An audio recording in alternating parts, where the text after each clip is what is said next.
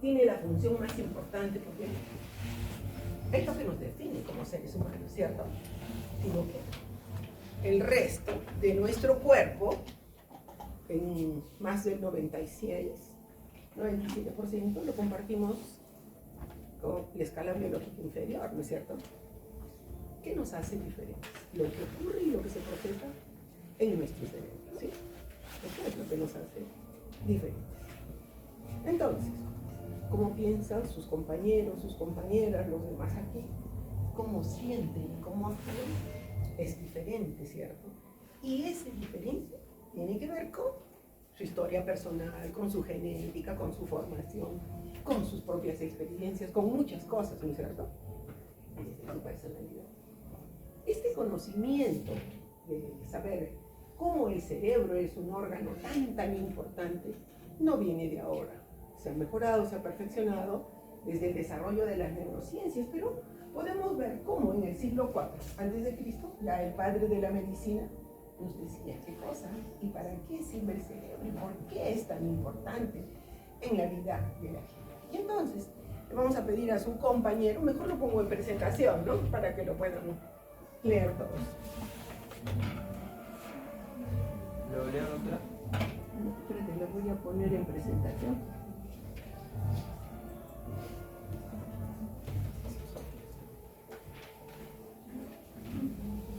¿Listo? Ya.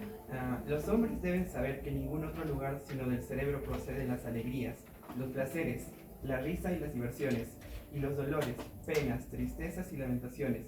Y a través del cerebro, de manera especial, adquirimos la sabiduría y el conocimiento, y vemos y oímos y sabemos lo que son el mal y el bien, lo que son lo dulce y lo amargo, y a través del mismo órgano nos convertimos en locos y delirantes, y los miedos y terrores nos asedian. Todas estas cosas soportamos cuando el cerebro no está sano. Por todo ello, soy de la opinión de que el cerebro ejerce el mayor poder sobre el ser humano. Y si eso ocurría en ese tiempo, ¿qué pasa ahora? Fíjense con el desarrollo de las neurociencias. ¿Qué nos dice Ramón de la Fuente? Por favor, léelo tú. Preguntarse si una forma de conducta resulta en la crianza y de las interacciones sociales o es asunto de genes no tiene mucho sentido. Todos los procesos mentales son biológicos y su alteración es orgánica. Lo que hay que definir es qué grado un proceso biológico está determinado por factores genéticos y de desarrollo, y en qué grado lo está por condiciones psicológicas y sociales. Entonces, si ustedes se dan cuenta, eso que nos explicaba el padre de la medicina, que luego con todo el desarrollo humano nos expliquemos ahora, ¿no es cierto? Los procesos mentales son procesos biológicos, las enfermedades van a ser el resultado de ese tipo de alteraciones. ¿Qué nos han dicho? Yo me acuerdo, yo seguro que a ustedes también les habrían dicho eso en el colegio. Cuando estudiábamos las vitaminas, nos decían, en ese tiempo no lo entendía, lo repetía mecánicamente, pero no sé por qué, eso es un concepto que se quedó en mi mente que decía, ¿no? ¿Por qué son importantes las vitaminas? Era la pregunta. O que las vitaminas son catalizadores de las reacciones químicas que necesita nuestro cuerpo para funcionar bien. Eso se me quedó eternamente desde que estaba en la secundaria. Y eso es real, ¿no es cierto? Ahora se comprueba con el desarrollo de las neurociencias. Nuestro cuerpo funciona con actividad química y con actividad eléctrica, ¿no es cierto? Así funciona nuestro cuerpo: mover los ojos, pensar, caminar, tomar una decisión, funciona con actividad química y con actividad eléctrica. Así funciona nuestro cuerpo, ¿no es cierto? Eso significa, fíjense, que termina siendo el que esté yo triste, el que esté alegre, el que camine, el que tome una buena decisión o una mala decisión, se convierte en un producto del funcionamiento de mi cerebro, que es motivado por actividad química y por actividad eléctrica, ¿no es cierto? Cuando nosotros le pedimos un electroencefalograma al paciente, un electrocardiograma a un paciente, una electromiografía, ¿qué le estamos diciendo? Si sale bien, que la actividad eléctrica de su cuerpo está bien, ¿no es cierto?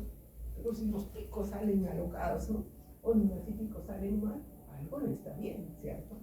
Y eso se está expresando en un deterioro de la actividad eléctrica del cuerpo. Pero igualmente muchos de los procesos mentales como físicos tienen esa explicación, ¿no es cierto? Son respuesta normal, si las funciones son normales de actividad química normal, o si no son normales de actividad química anormal. ¿no es cierto? Entonces, si eso ocurre, quiere decir que sí,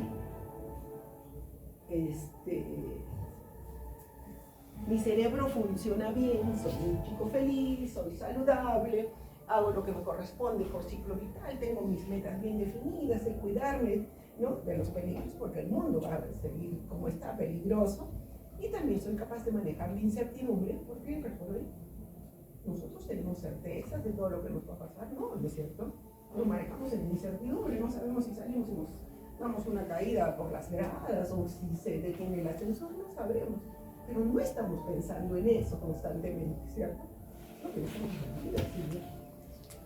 Y por tanto, el tomar decisiones, el sentirnos bien, el ser saludable, nos está diciendo mi cerebro está bien, ¿cierto? Entonces, si mi cerebro está bien, soy naturalmente feliz, tranquilo, seguro, optimista, proactivo y decido bien. Porque nuestro cerebro sano está preparado para tomar decisiones saludables. Para eso es que no es lo mismo que equivocarse, ¿no es cierto? Yo puedo haber pensado que estaba en el 5º piso de este pabellón, y de repente había apretado el número 3 en vez del 5. Me equivoqué, sí, es un error, ¿no es cierto?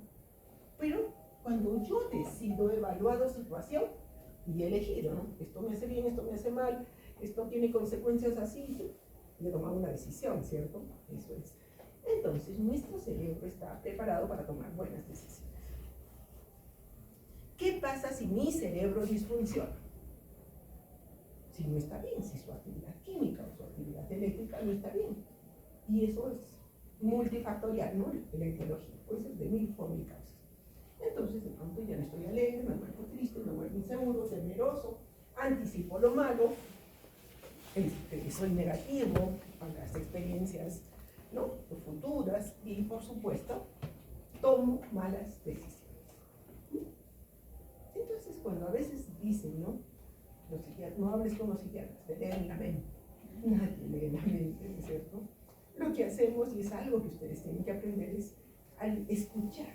Cuando ustedes revisaron el libro Y la medicina de Carlos Alberto Seguí, ¿se acuerdan? Cuando hicimos psicopatología, uno de los secretos para ser buen médico, ¿cuál es? Saber oír. Porque cuando uno escucha al paciente, se va dando cuenta de su historia, de sus decisiones, de sus experiencias, ¿no es cierto? Entonces, escuchamos su forma de pensar, escuchamos su historia, nos están relatando su biografía y conocemos cómo expresan sus sentimientos, ¿no es cierto? Y es justamente a través de sus acciones, sus pensamientos, su forma de sentir y expresar sus emociones, es que nosotros vamos definiendo a las personas, y es algo como ustedes tienen que atender y aprender, ¿no? Y ver a sus pacientes, de coger la experiencia en una entrevista médica de cómo son sus pacientes, ¿de acuerdo? Muy bien, entonces le vamos a pedir a su compañera que nos lea el ejemplo número 1. K es una joven de 20 años, trabaja como secretaria en una importante empresa. Siempre se ha caracterizado por ser una mujer empeñosa, muy competitiva y con ganas de salir adelante. Le queda varias horas trabajando, inclusive después de haber terminado su horario establecido, por lo que es bien vista por sus jefes. No le gusta pasar tiempo con su familia, ya que lo considera una pérdida de tiempo. Dice, ¿para qué voy a estar con ellos si no saco nada provechoso? Mejor me dedico a leer y trabajar. Solo así podré salir adelante. Desde hace 3 semanas, K ha notado que se siente más irritable. Ante cualquier pequeño error de sus compañeros de trabajo, reacciona muy airadamente. Además, ha dejado de dormir de forma adecuada, comenzó a sentir dolor en su cuello y notó que se le estaba cayendo el cabello. Cuando sus compañeros de trabajo le hicieron notar esto, ella dijo, es solo estrés, no tengo ninguna enfermedad. Si tuviera cáncer, ahí sí se preocupan por mí, solo déjenme trabajar. Entonces, ¿qué piensan ustedes que le está pasando a Carla? ¿Qué le está ocurriendo? ¿Es realmente una persona saludable? No. No, no es cierto. Si yo estoy permanentemente enojada, y respondo mal a todos, genero un mal ambiente, ¿no es cierto? Y ese mal ambiente también va a ir generando probablemente más amargura y más estrés en los demás, ¿cierto? Si son creyentes, había un libro que se llama Los 4 cocodrilos del alma, y también como era el otro, Puedo ser feliz, de Osvaldo Padre Moreno. Pero una de las cosas que yo podía rescatar de uno de sus libros era que decía, ¿no? Estamos en el mundo, y si creemos en Dios, Dios nos ha puesto en el mundo para estar bien y ser felices. Porque cuando estamos bien y somos felices, le podemos entregar lo mejor de nosotros a Dios, ¿no es cierto? Pero si yo estoy amargado, triste, incluso en la consulta o en mi vida cotidiana, puedo darle lo mejor. ¿Qué pasa cuando ustedes están contentos después de haber dado un buen examen? Salud, a todos contentos, van a su casa felices, me dicen toda la abrazan a su mamá. Pero ¿qué pasa si su mamá está enojada porque pelea con su papá constantemente y encima llegan ustedes a exigirle, decirle que su comida está fea? ¿Qué pasa, no es cierto?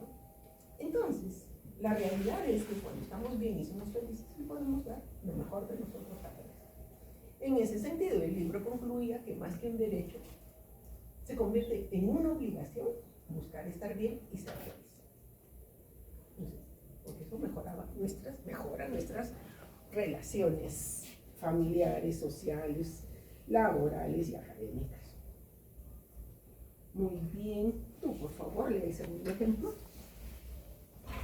AM, un joven de 23 años, estudiante de periodismo deportivo y soltero, concurre a consulta a instancias de su novia, ya que en los últimos meses se ha visto envuelto en múltiples riñas callejeras, en general a raíz de incidentes automovilísticos.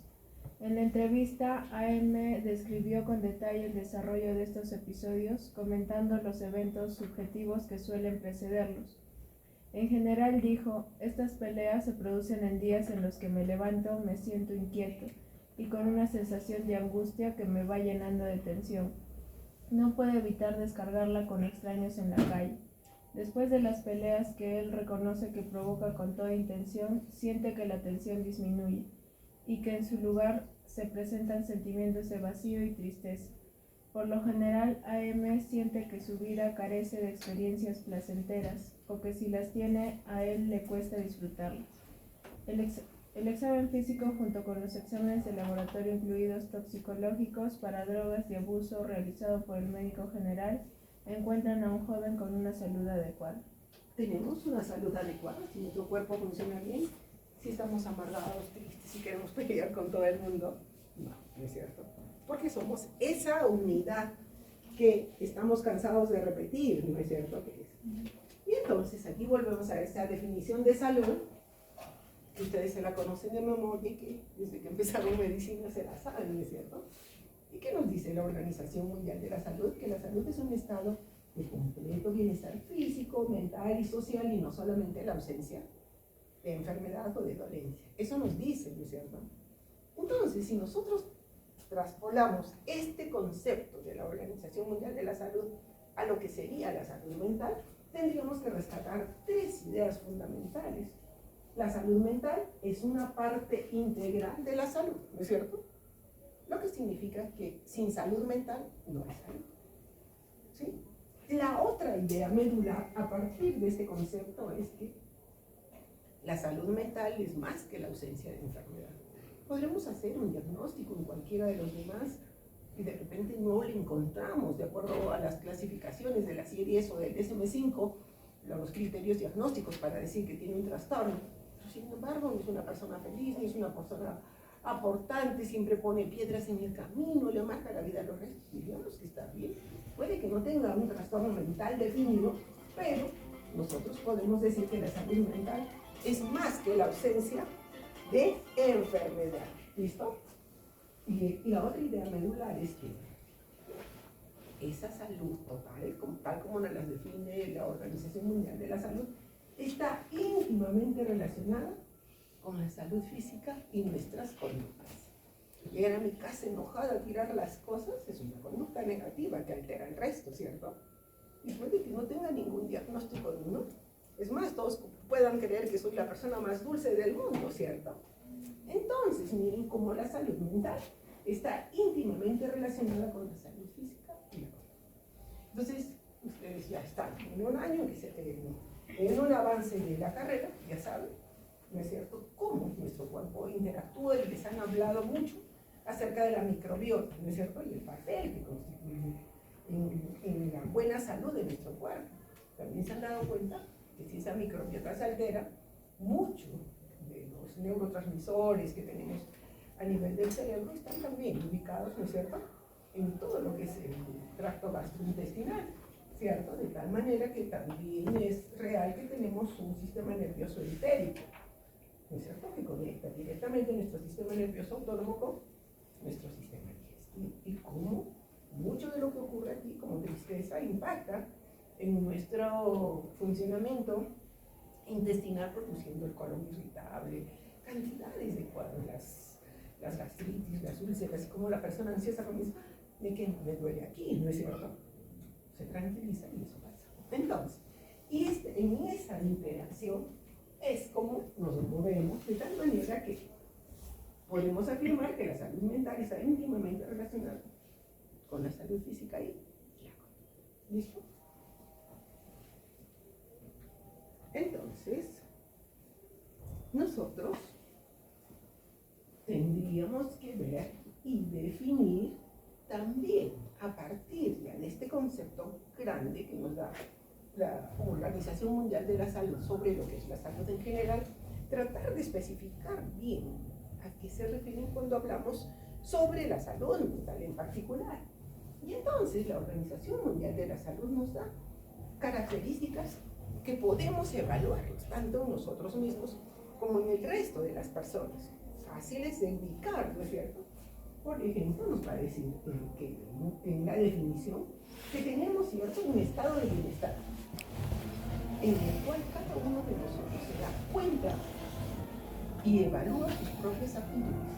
Y aquí existe algo que seguramente ha ocurrido cuando ustedes eran adolescentes. ¿Cuántos años por medio tienen ustedes? 20, 19. Ya están fuera de la adolescencia. Cuando uno es adolescente, uno se hace dos preguntas, ¿no? Así, cuando ya está en ese estadio en que sigo siendo niñito, o si quiero ser adulto, ¿no es cierto? Uno se hace dos preguntas importantes que yo espero que ustedes ya se las hayan hecho, si no las tenemos que hacer, porque eso va a contribuir a que ustedes puedan evaluar sus propias aptitudes, ¿no? Y las preguntas son: ¿quién soy y cómo soy? ¿Quién soy? Reúne mis características heredofamiliares. Porque uno no solamente hereda los ojos del papá, la boca de la mamá, la sonrisa del abuelo, la nariz del abuelo, uno hereda las características físicas, pero también las características emocionales, también trastornos mentales, ¿cierto? Entonces, cuando han hecho alguna práctica, seguro sus docentes, cuando más vienen pacientes deprimidas o cuando vienen pacientes con trastornos límite, uno le pregunta a los familiares: ¿a quién se le parece el cara igualita que la mamá? ¿A quién se le parece el cara igualito que la papá? Entonces, cuando yo me pregunto quién soy, estoy indagando de qué se enfermaron, de qué se murieron, qué nivel de éxito y de salud han tenido mis padres, mis abuelos, mis bisabuelos, ¿no es cierto? Porque esa es mi genética. Y la otra pregunta que va a responderme cuáles son mis aptitudes son: ¿cómo soy? Y cómo soy es describirme a mí mismo desde mis virtudes y mis defectos, desde mis fortalezas y mis debilidades, desde mis discapacidades, desde mis propias habilidades, ¿no es cierto? Entonces yo voy a saber de qué soy capaz. Entonces, ese reconocimiento me va a ubicar en la realidad, ¿sí? Entonces, no vamos a tener pacientes que vienen a la consulta y nos dicen: yo voy a ser bailarina y voy a vivir de eso. ¿Sabes bailar bien? No, pero voy a aprender. O voy a ser cantante. ¿Cantas bonito? ¿No? Y yo soy: ¿cómo quieres ser cantante, no? Además, hay miles de cantantes, hay miles de bailarines. O voy a ser artista. O voy a ser actor. Y bueno, ¿y vas a vivir de eso? ¿Cómo? O sea, ¿no es cierto? Entonces, ubicarse en la realidad significa que me doy cuenta de mis propias aptitudes, ¿cierto? ¿Qué otra característica más nos dice la Organización Mundial de la Salud? Puede afrontar las presiones normales de la vida. Ahora, las presiones son diferentes. No es lo mismo que yo estudie ciencias de la comunicación, ¿no es cierto? Es una carrera más larga, más social, a que tenga que estudiar medicina u otro tipo de carrera, sí, como las ingenierías, donde me exigen una mente lógica, ¿no? Que probablemente, no sé si alguno de nosotros podríamos resolver algunos de esos problemas que les ponen. Estoy acordándome que cuando estudiamos medicina, hace tantísimo tiempo, nos obligaban a llevar matemáticas 4, integrales, era una cosa terrible así para nosotros, que no tenía mucho que ver. Sin embargo, este es el campo de la ingeniería, ¿no es cierto? Yo no sé si ahora nos ponen otra vez integrales, ¿cuánto podríamos resolver en ese campo? Pero se dan cuenta, eso para nosotros era estresante, ¿sí? Entonces, incluso la elección, los trabajos, ¿no es cierto?, van a llevar estresores y ser capaz de afrontarlos. Trabajo muy cercanamente con algunas mineras, pues, que me mandan a sus pacientes. Entonces, las familias, cuando trabajaba en el hospital militar, y yo veía, pues, sí, pues mi esposo estaba por el BRA, en zonas de conflicto, o en la época del terrorismo, en zonas difíciles, pero la familia estaba protegida en la ciudad, ¿no es cierto? Igual los trabajadores de las minas, ellos trabajan 10 días, 15 días y tienen una semana libre, o trabajan 5 días y tienen 3 o 4 días libres. Pero más de la mitad de su mes es trabajar 12 horas al día, estar solo, ¿no es cierto? Cuidarse, y la familia está cómoda, bien cuidada. Ahora, es presionante, es estresante, sí, ¿cierto? Entonces, y también es estresante que aún cuando trabajé aquí, digamos un trabajador de Cerro Verde que se va a las 5 de la mañana, está llegando a las 6, 7 de la noche aquí, está recién casado, tiene un bebé y la esposa aburrida porque tiene un bebé pequeño y termina de llegar, muy bien, ya llegaste, aquí está, te encargas del cuidado de tu hijo, como que fuera un paquete, ¿no es cierto?, pesado que se lo tiene que dejar, y ella ya cargó todo el día. Entonces, esa cantidad de estresores que generan presión, ¿sí?, son difíciles de enfrentar y vamos a tener que generar los recursos para enfrentarlos o comenzar a resolver este tipo de situaciones para que los demás también entiendan qué significa nuestro trabajo, qué significan nuestros tiempos y cómo podemos tener una vida más armoniosa, ¿no es cierto? Y lo otro es trabajar productivamente y ser capaz de hacer una contribución a la comunidad. ¿Qué quiere decir esto? Que nosotros no solo trabajamos para nosotros. Yo voy a trabajar, voy a ser recontramillonario, me compro todo y los demás no me interesa. Además, porque si yo me deshumanizo y comienzo a ver al resto de seres humanos como no seres humanos, no sé en qué momento había leído algo de cómo la élite mundial, la que tiene todos los recursos, no nos van a ver al resto de países que no tenemos el mismo desarrollo de la misma manera. Y el símil, decía, como vi este video, es como que cuando uno tiene las cucarachas esas en la cocina, unas rojas de paté largas, ¿qué queremos hacer nosotros? Matarlas, ¿no es cierto? Entonces, si la élite mundial nos ve como ese tipo de cosas, ¿se dolerá matarlos o se sentirán felices de que desaparezcan?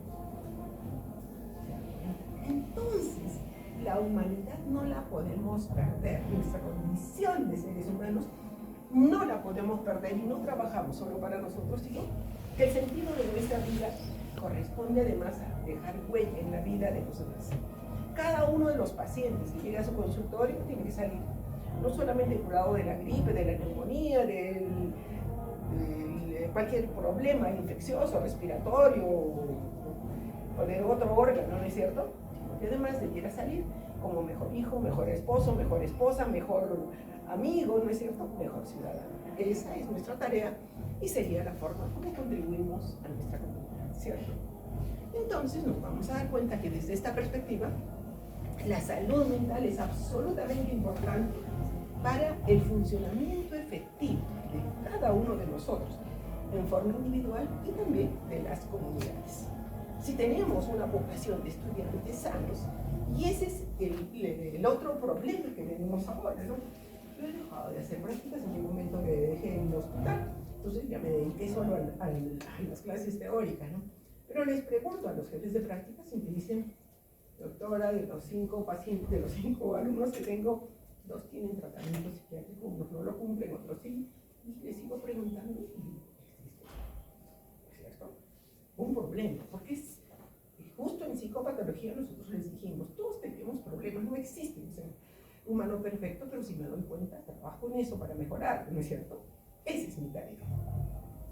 Pero si yo no cumplo mi tratamiento, no es como termino mi carrera. Recuerden que nadie da lo que no tiene. Si yo no tengo salud, si no tengo conocimiento, si no tengo alegría, si no tengo bondad, si no tengo empatía, ¿qué puedo darle a los demás? ¿Cierto? Entonces, trabajar en nosotros mismos es importante. Y si cada uno de nosotros se da cuenta de esto y logra ajustarse a esta definición, ¿no es cierto? Vamos a ser mejores médicos, mejores hijos, mejores amigos, mejores estudiantes. ¿Listo? Tanta inquietud había que yo justo le proponía, ¿no?, al doctor Elvin y a otros docentes, ¿qué tal si hacemos un trabajo de investigación por áreas, ¿no es cierto?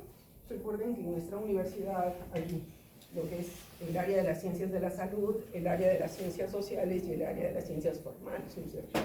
¿Qué pasa? Porque eso puede ser un reto, que pasemos una encuesta así, que sea un screening, ¿no? ¿Qué nivel de salud o de posibilidades de diferentes trastornos comunes tienen las diferentes áreas de nuestra universidad? ¿Será que los que estamos viniendo a salud estamos como más estresados y tenemos más problemas? Porque recuerden que el estrés es el peor tóxico que daña a todo nuestro organismo, ¿no es cierto? Entonces eso también se queda en un reto. Y entonces, cuando vemos los componentes del bienestar, ¿qué es lo que vamos a decir, chicos? ¿No es cierto? Primero, yo tengo que reconocer mis habilidades, mis aptitudes, ¿no es cierto?, en ese marco de salud. Entonces, saber cuáles son mis defectos, mis virtudes, mis habilidades, qué cosa de lo que tengo me permite ser funcional. Y si bien es cierto, si soy impuntual es una conducta que la puedo cambiar, ¿cierto? O sea, son cosas que puedo ir cambiando si yo me doy cuenta que eso se convierte en un problema para los demás. ¿Sí? Lo puedo ir mejorando, ¿cierto? Y luego, la vida va a tener montones de problemas. Yo sé que ahora los factores de riesgo que tienen ustedes no son los factores de riesgo que hemos tenido nosotros. En mi vida de estudiante alguien se hubiera ocurrido, ni siquiera creo que había noción de que uno podía drogarse. Era lejano. En cambio ahora es tan permanente y es otra de las inquietudes, porque aún en el área de las ciencias de salud vemos a chicas y chicos que consumen marihuana, de vez en cuando cocaína o habitualmente, y lo toman como normal. Entonces, si ese es mi hábito, yo le puedo decir a un paciente que no lo haga, o que tiene que hacer tratamiento para eso. Es bien complicado, ¿no es cierto? Entonces, tengo que tener la capacidad para enfrentar los estresores de la vida cotidiana, del día a día. Cuando hacíamos psicopatología y la clase era a las 7, uno tenía que levantarse a las 5, ¿no es cierto?, para meterse a la ducha, hacer un poquito de ejercicio, tomar desayuno y volver. Estresante, sí, que no es lo mismo que levantarse un poco más tarde, ¿cierto? Y luego está la otra característica, poder trabajar de forma productiva y ser productivo. Entonces, cuando ustedes decidieron, estando en quinto, estudiar medicina, estudiaron mucho más que el resto para poder ingresar a la facultad.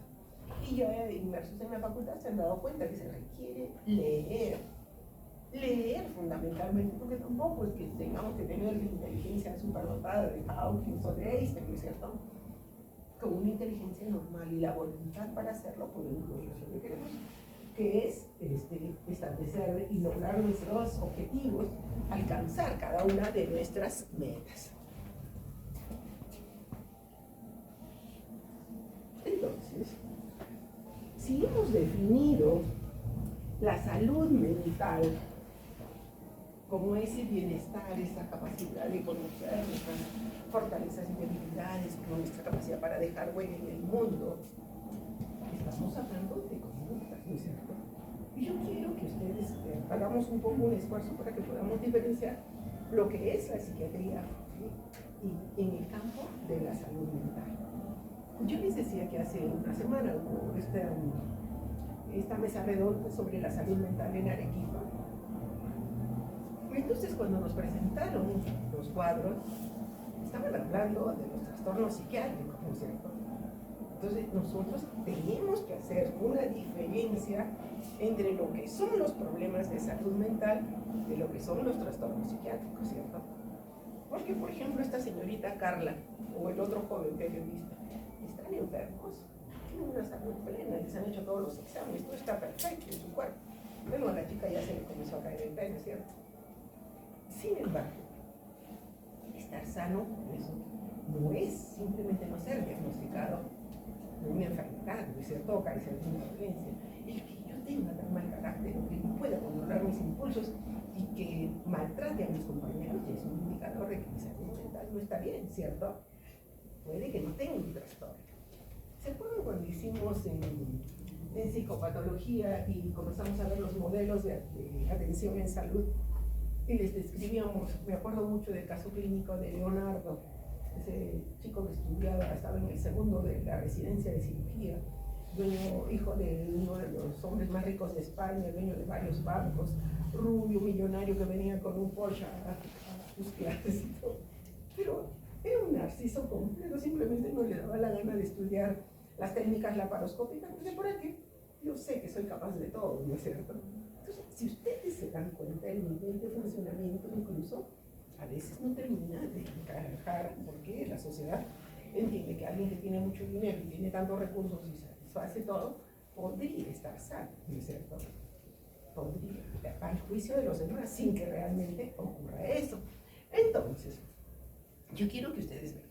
Vamos a pensar que salud mental es este edificio, 14 pisos, ¿cierto?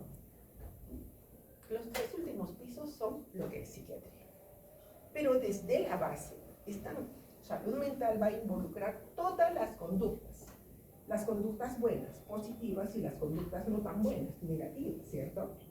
Entonces, las conductas buenas: levantarme temprano, alimentarme sano, hacer un poco de ejercicio, saludar a mi madre, todas esas cosas buenas que nos hacen bien a nosotros y hacen bien a los demás, ¿cierto? Y de repente respetar el semáforo, ¿no? Saber que no debo cruzar, porque es una conducta, no vaya a venir un loco a toda velocidad y me atropelle, porque tiene el derecho de pasar él, ¿cierto? Una conducta positiva es utilizar cascos si manejo moto o bicicleta. Una conducta positiva es utilizar mi cinturón de seguridad, ¿no es cierto? Me está cuidando la vida, cuida mi integridad, y supongo si yo manejo, estoy cuidando la vida de la gente que está conmigo, conductas buenas.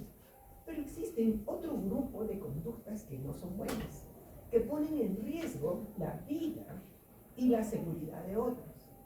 Son conductas, ¿no es cierto?, malas, y que integran todo aquello que es violencia. Violencia en todas sus formas. Ser violento es una conducta aprendida, ¿no?, incorporada en la vida cotidiana, y que como tal, siendo una conducta, puede ser cambiada por otra que no sea exactamente esa, ¿no es cierto? Entonces, la violencia, cuando ustedes van caminando por la calle y van con su celular contestando una emergencia, no viene alguien y les quita el teléfono, ¿cómo se siente? ¿Cómo? Primero el miedo, ¿qué sigue después? ¿No es cierto? En este nivel de violencia que hay. O bien cuando los papás enojados y ebrios vienen y le pegan a la mamá, y de paso a los chiquitos, o los gritan tanto que quedan asustados, ¿cierto? Conductas violentas. Pero la peor forma de violencia, chicos, la peor de todas, es la violencia por negligencia. Y aquí volvemos al tema, motivo de una de nuestra monografía. ¿Por qué? Porque si yo tengo una madre que no le interesa el cuidado de su hijo, entonces uno puede ver con dolor, ¿se les habrán visto?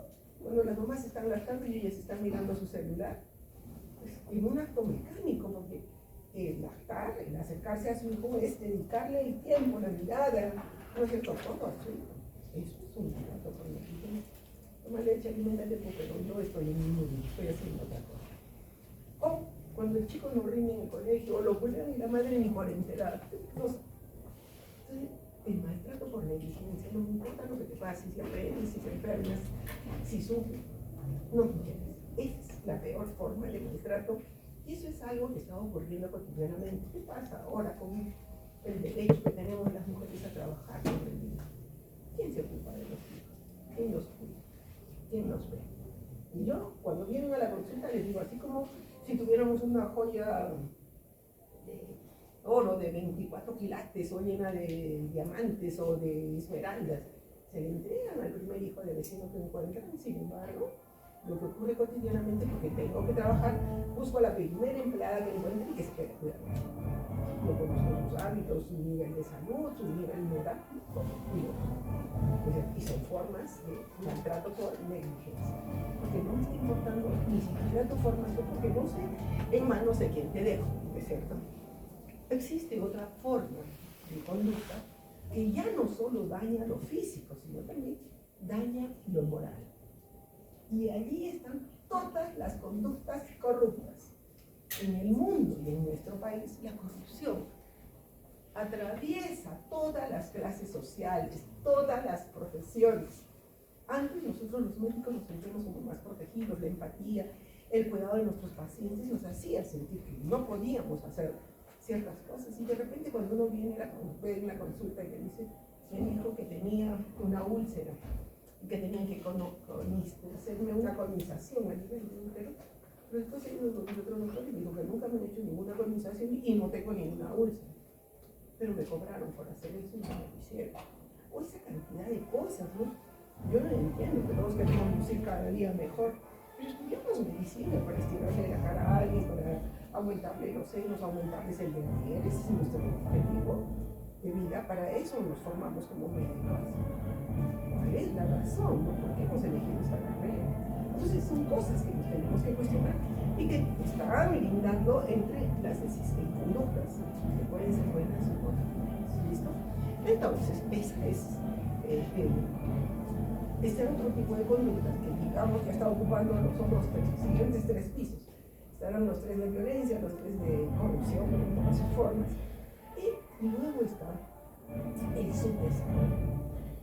Yo siempre me digo, ustedes han visto cómo en Villa El Salvador comenzó a surgir en la época del terrorismo, un poco antes, cuando la gente que salía espantada de los pueblos tuvo que escapar en el día, tal como estaba, irse a una ciudad donde se sintiera protegido, porque los terroristas agarraban y mataban a quien encontrara.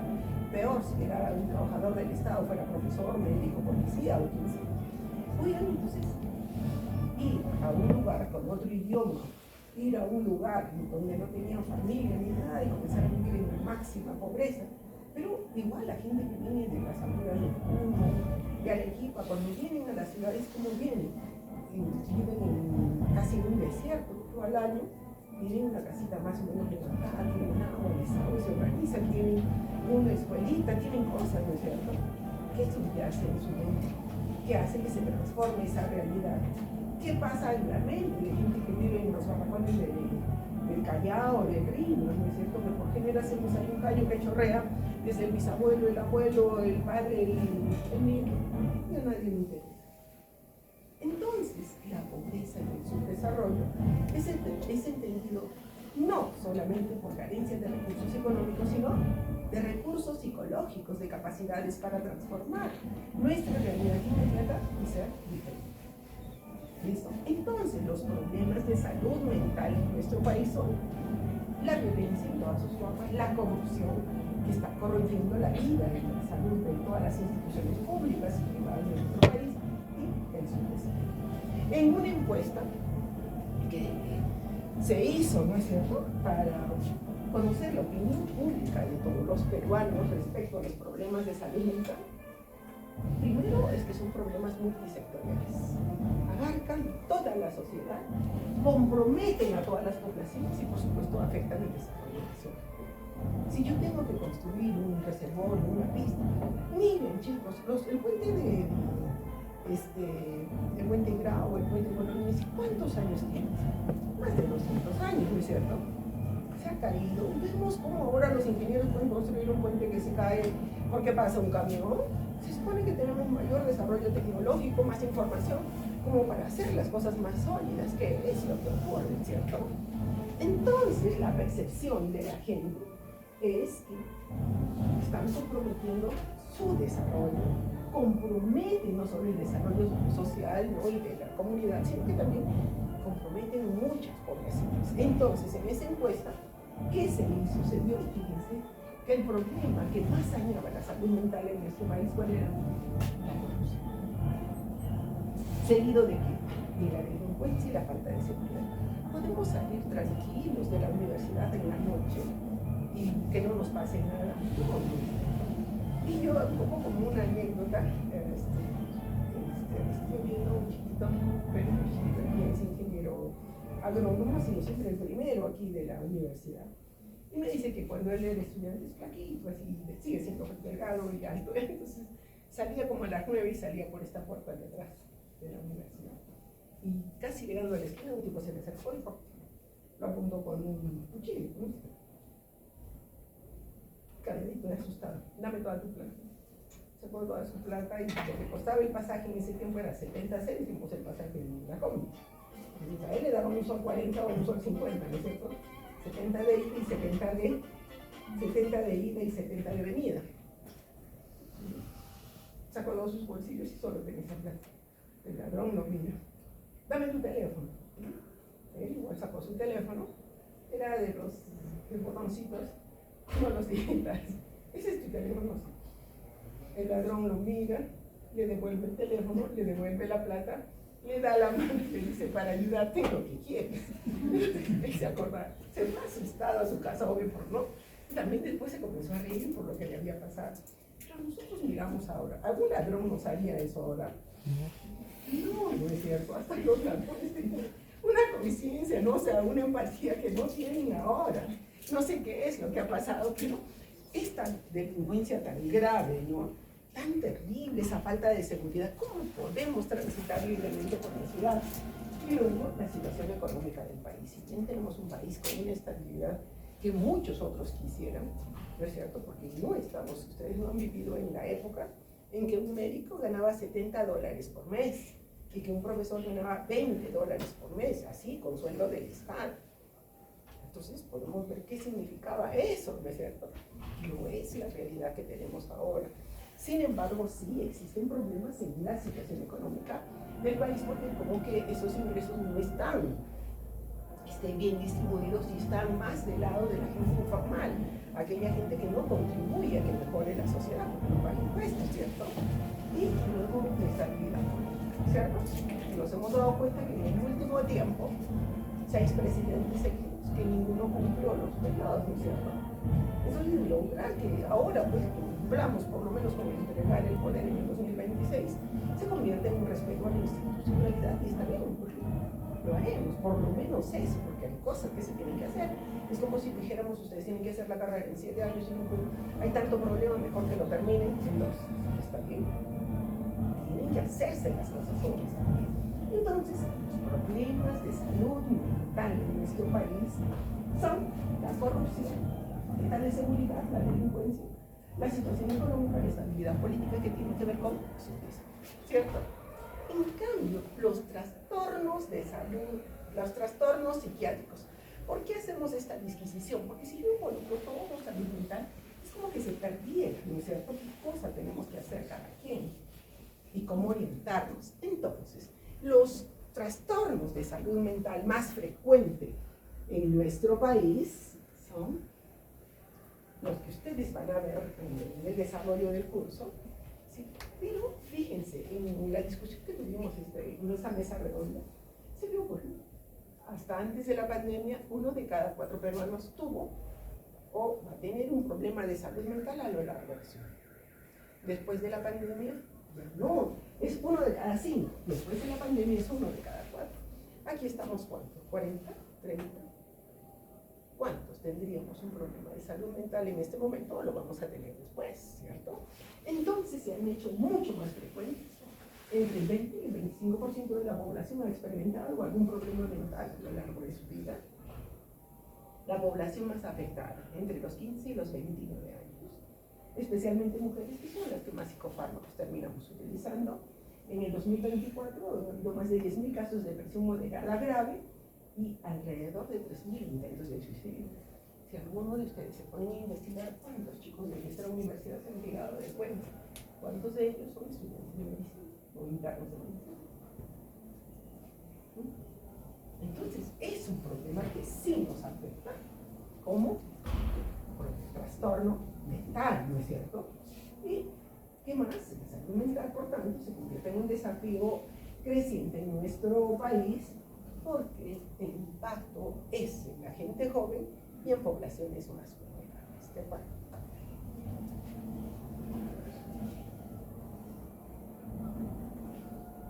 Entonces, aquí para que diferenciemos lo que es salud mental de psiquiatría, ¿no es cierto? Hemos dicho que salud mental es un concepto multisectorial, multidisciplinario. Sus problemas afectan a toda la población. La corrupción, el subdesarrollo, la inseguridad nos afectan a todos, ¿no es cierto?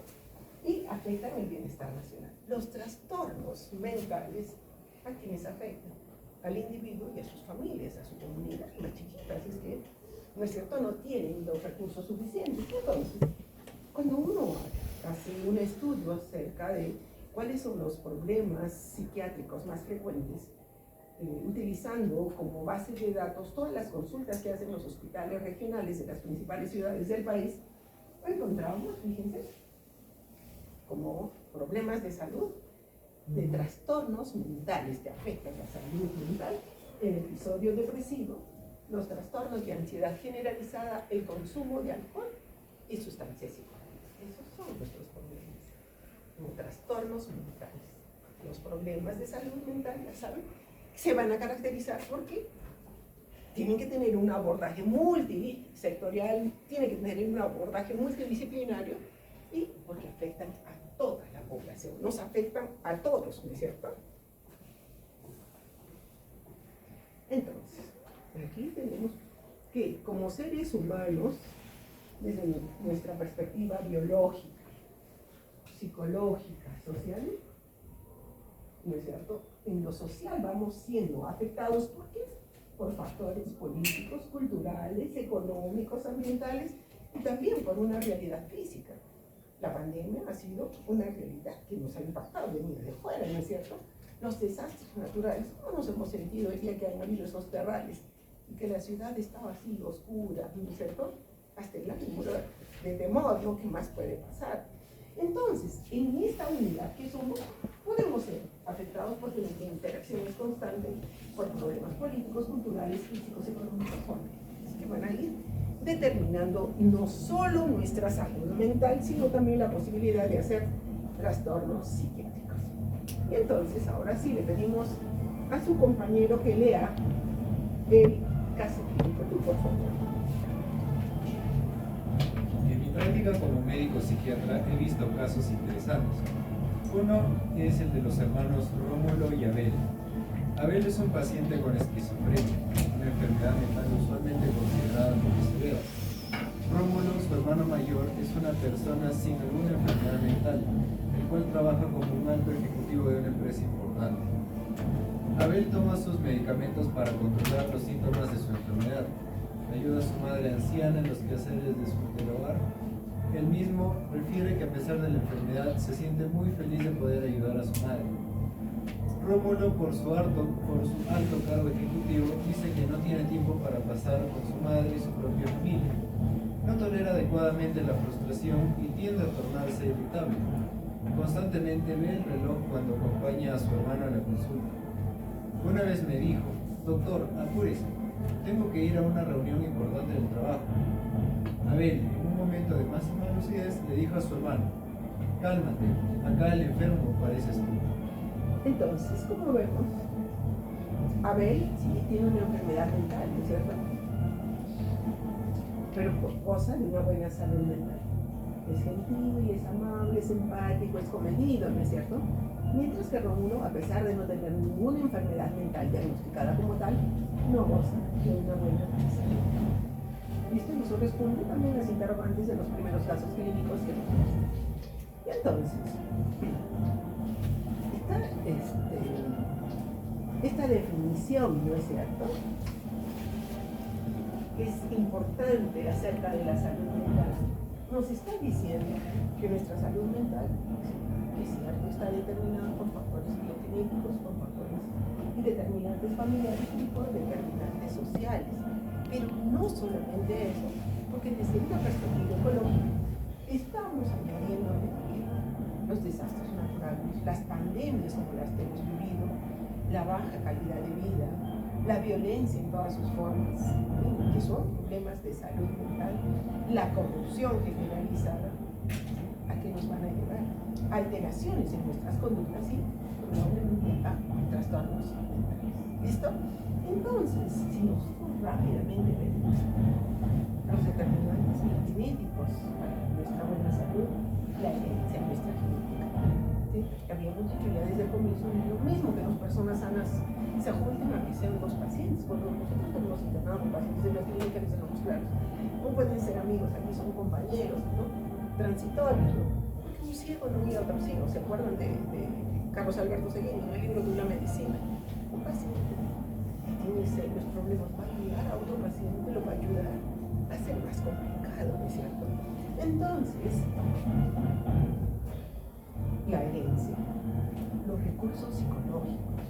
Entonces aquí, cuando ustedes les toque ser padres, recuerden el amor que les den, que tiene que existir necesariamente, también van de la mano con los límites.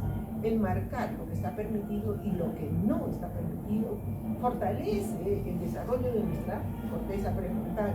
El tolerar la frustración, y son ejercicios chiquitos que son útiles. El postergar la gratificación inmediata fortalece la corteza prefrontal, que es la que nos define, ¿no?, como seres humanos. Quiero un helado, ¿ok?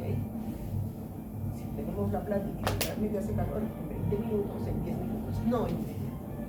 Quiero un par de zapatillas, está bien, hijo, será a fin de mes. O cuando me pague. Porque si lo necesita, ¿no es cierto? Eso es.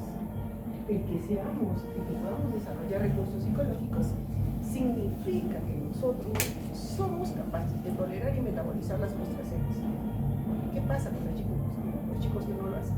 Respuesta inmediata y casi siempre es violencia. O compensación inmediata. No quiero ahora. Y ese es uno de los problemas del uso de los celulares con los niños. La recompensa es inmediata. Estoy enojado, quiero mi celular. Porque rápido encuentro un chiste, cualquier cosa me distrae. Así se resuelve el conflicto. Entonces, los recursos psicológicos que se pueden desarrollar, y luego están las habilidades sociales. Mientras más cosas sepamos, ¿no es cierto?, para relacionarnos, mientras más temas de conversación tengamos, nuestras relaciones sociales van a ser mejores, ¿no es cierto? Si no sé nada de ningún tema, o tengo tanto miedo para hablar en público, no tengo la habilidad para dialogar, pues todo eso me va a limitar y puede incluso limitar mi salud mental. Si padezco de un trastorno que se llama fobia social, que ustedes le llaman pánico escénico, podré desenvolverme como todos, ¿no? ¿No es cierto? Porque tengo miedo de opinar, que puede significar el aumentarme un punto, dos, o resolver cosas. Obviamente, existe un condicionante de nuestra salud que se llama resiliencia, ¿no es cierto? Y la resiliencia viene de los resortes, ¿sí?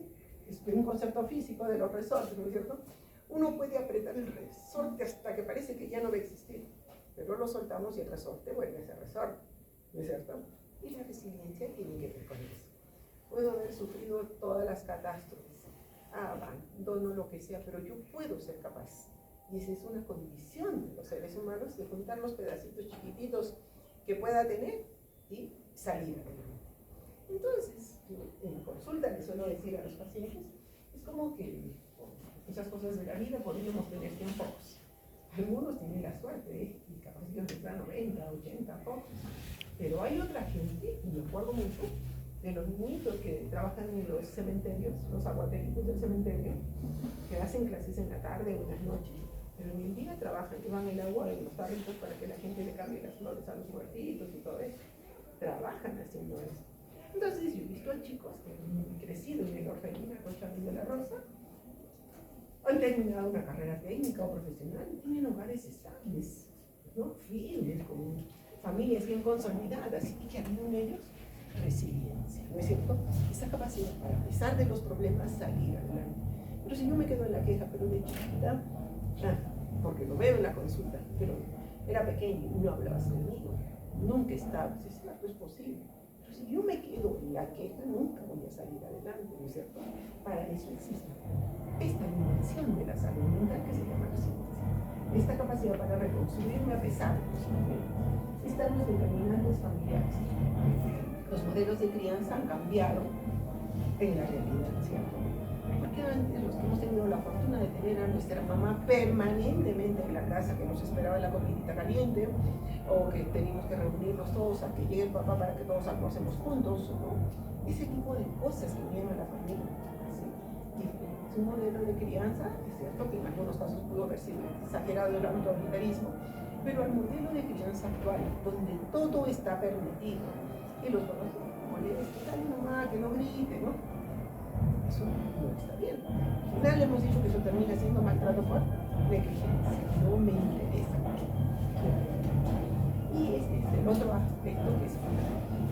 Hemos dicho que los 3 primeros años de vida se desarrollan y se realizan muchas funciones en nuestro cerebro, ¿cierto? Entre los 6 meses y los 2 años y medio, algunos autores lo describen hasta los 36 meses, o sea, hasta los 3 años, se producen procesos psicológicos en los bebés. Esto que se llama de separación individuación. ¿Qué quiere decir eso? Hasta ese tiempo los bebitos creen que son parte del cuerpo de la madre. No está su mamá y quieren estar 5 minutitos, pero y cuando ya van creciendo, juegan en la sala y la mamá está en la cocina. Juegan, pero al rato van y ven que su mamá está ahí, se tranquilizan. Y han visto cuando los bebés son separados de la mamá y pueden llorar todo el día y no se consuelan. Es como si les faltara parte del cuerpo de la madre. El apego, esa relación que la madre o el cuidador más cercano, porque digamos que la mamá muere, ¿quién se tiene que hacer cargo? Una persona que se ocupe personalmente del bebé, ¿no? Que desarrolle ese sentimiento de seguridad y amor. ¿No es cierto que? Y reitero, hay artículos científicos que le dicen un vínculo seguro, un apego seguro, es casi una garantía de buena salud mental a lo largo de la vida y de logro de la felicidad.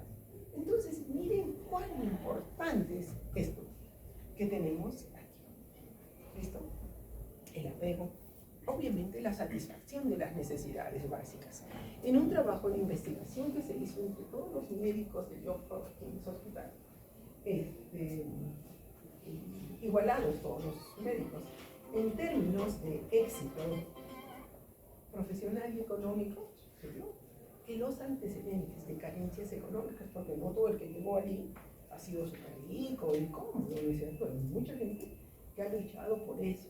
Entonces, y que han vivido estresores, carencias, ¿no es cierto? Dificultades en su propio crecimiento y desarrollo, se vio que todos los que habían pasado por problemas en la satisfacción de sus necesidades básicas desechables tenían mayor riesgo de hacer depresión, de hacer ansiedad, de hacer demencias, trastornos neurocognitivos, de hacer diabetes, de hacer hipertensión, de hacer arteriosclerosis o morir por infartos.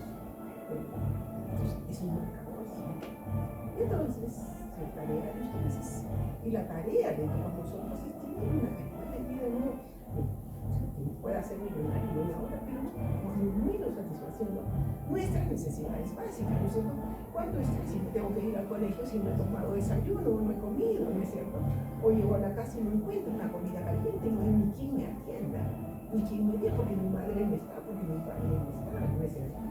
Entonces, esta satisfacción de necesidades básicas es muy, muy importante. Y luego están los determinantes sociales. ¿Cuánto impacto hay cuando vemos una figura social de pronto derrumbada, ¿no? Corrupto, con una historia de tantas cosas, y son nuestros representantes sociales? ¿Cuánto impacto hay? O también positivo o negativo, ¿cuánto bien nos ha hecho a nosotros saber que el Papa ha trabajado en Trujillo, ha estado en Lima y nos hemos sentido bien, ¿no es cierto? Son nuestros representantes sociales y obviamente los factores socioculturales pueden impactar en nuestra salud mental, las fiestas costumbristas, ¿no? Donde, por ejemplo, el consumo de alcohol se hace una norma para el día de la fiesta de la Virgen de la Candelaria, pero es una costumbre, solo dura 7 días, el resto del año nadie toma 7 días seguidos, ¿no es cierto? Pero eso puede llevar a que alguien comience a utilizar ese sistema. Y luego están las redes sociales. Y aquí es un poco para ustedes.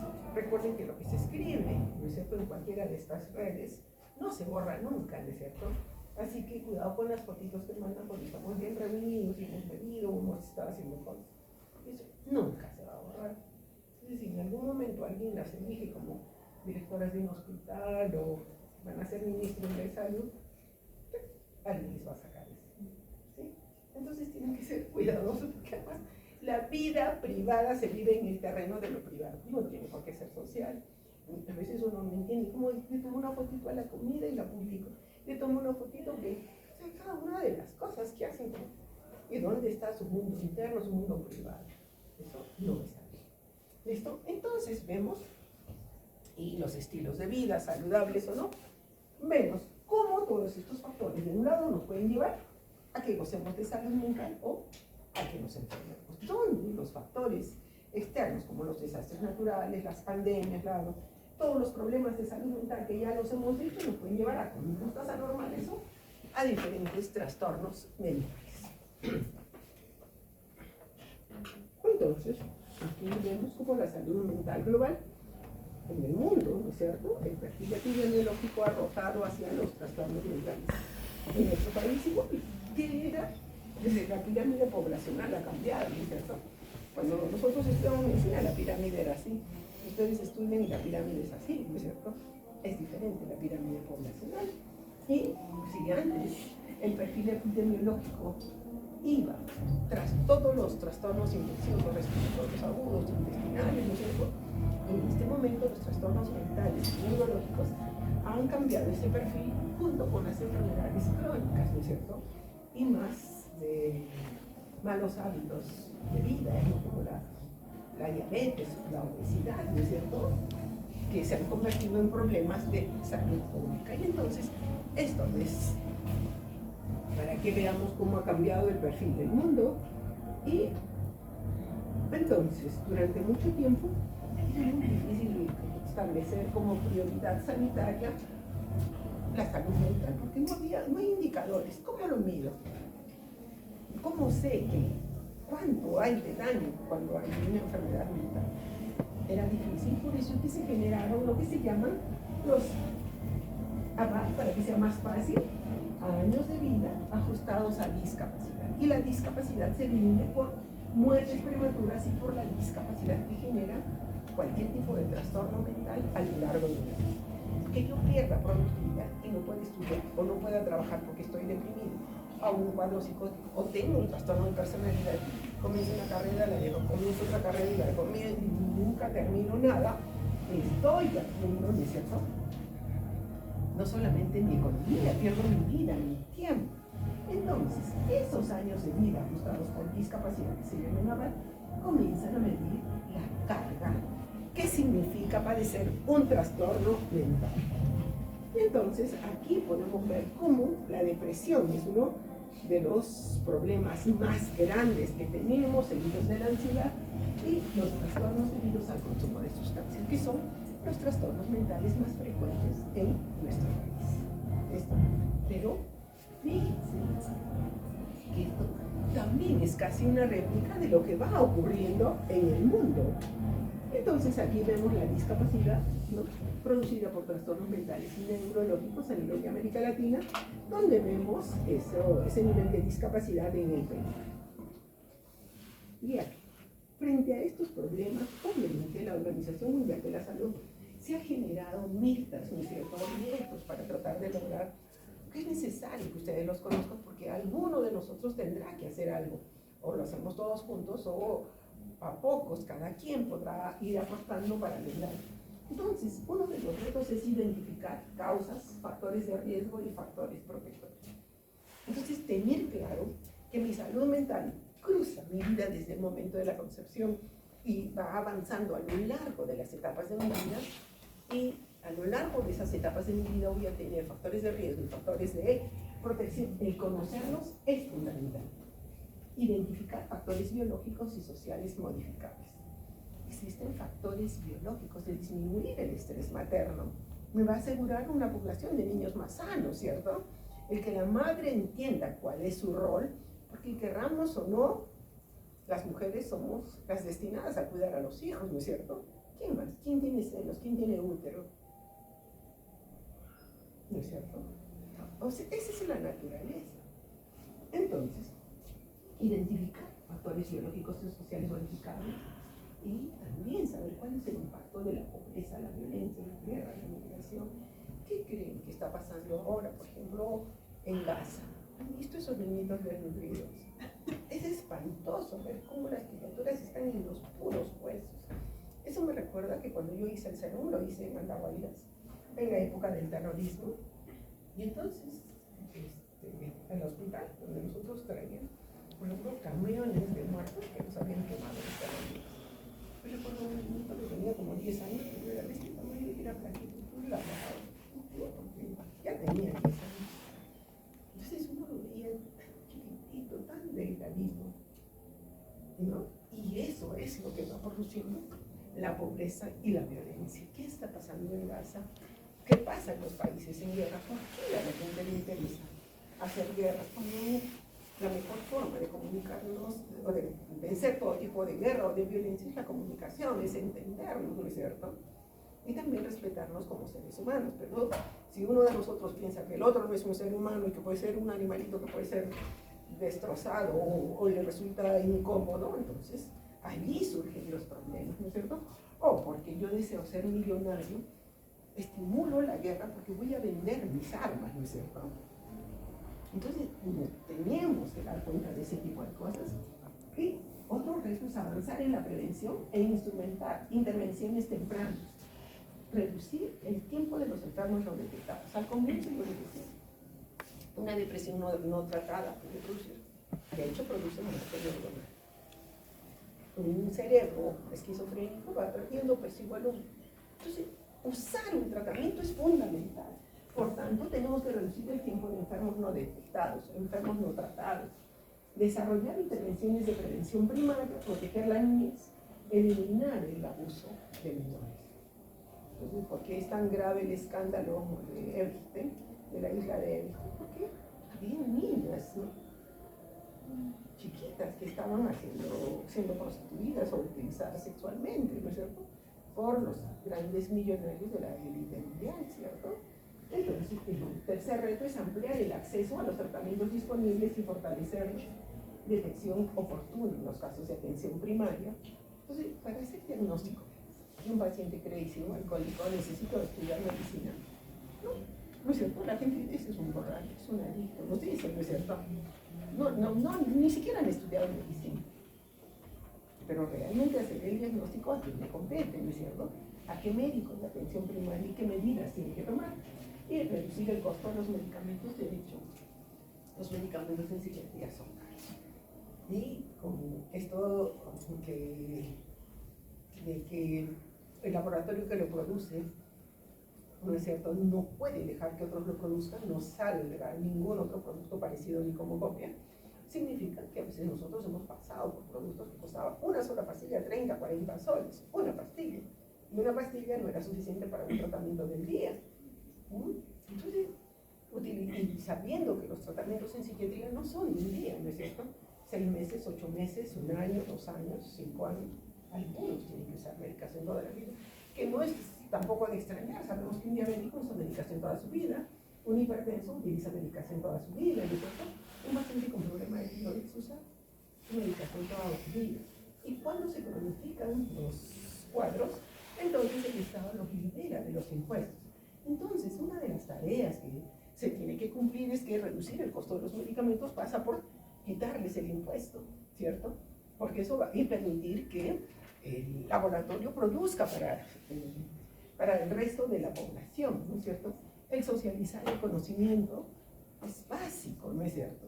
Entonces, ahora que vemos este cambio del mundo unipolar a aquel que quiere surgir como el mundo multipolar, donde uno solo no sea el que dicte las reglas de cómo te vistes, qué haces, qué no es cierto, sino que haya otras formas en que todos podamos participar en la economía. Creo que es bueno. Servicios de rehabilitación en el seno comunitario. De hecho, cuando pasen por las rotaciones les van a decir que existen servicios de psiquiatría, ¿no?, en centros comunitarios.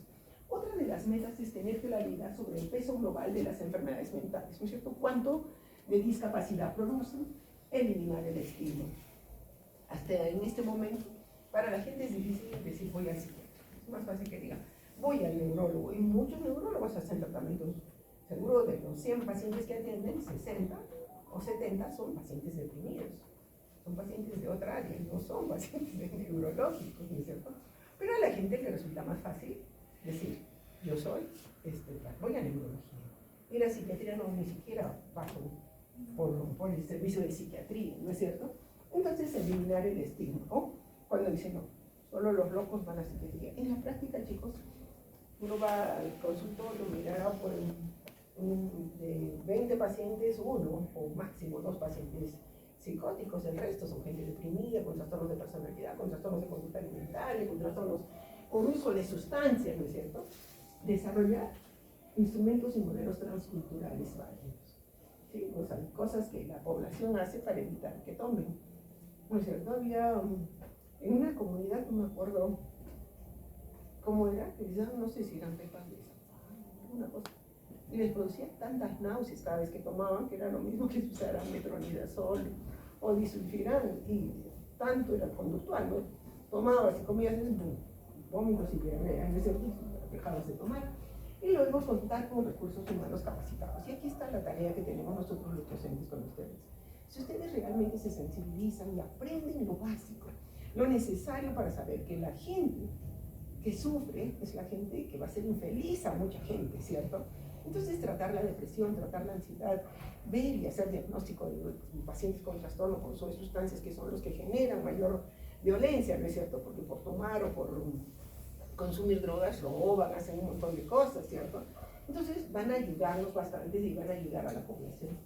Hoy, crear centros que integren la enseñanza con la investigación y la atención, incorporar la salud mental en el entrenamiento del personal de salud. Entonces, en general, la historia de nuestra medicina ha separado lo que ocurre aquí de lo que ocurre aquí. Y si ustedes ven, nuestra currícula de la facultad tiene el 95% para evaluar todo lo biológico, ¿no? ¿Cuánto de tiempo y de crédito se utiliza para ver lo que ocurre aquí, que es lo que define nuestra vida? ¿Listo? Luego está transformar los sistemas y políticas de salud, incluir a la salud mental en los programas de desarrollo, y esto que es importante, integrar a las enfermedades mentales como problemas crónicos, de tal manera que no tengan que ser afectados por los impuestos, ¿no es cierto? Y que la investigación y la mejora de la infraestructura nos ayuden a eso.